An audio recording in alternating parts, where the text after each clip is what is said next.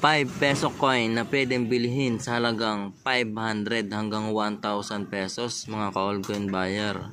Kung interesado ka po dito, unawain nyo po ang video. Magandang araw mga ka-altcoin buyer.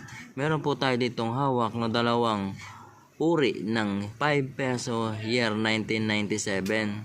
At ang isa nga po dito ay hard to find at napaka-rare na pwedeng bilihin sa halagang 500 hanggang 1,000 pesos mga ka-altcoin buyer. Kung napapansin nyo po, ito pong isang hawak ko na 5 peso year 1997 ay wala pong mint mark. Ito pong walang mint mark na ito ay common coin lamang dito sa atin sapagkat marami po ang nagsisirculate nito dito sa ating sirkulasyon dito sa coin collection. Ang hard to find po dito na year 1997 ay yung merong mint mark.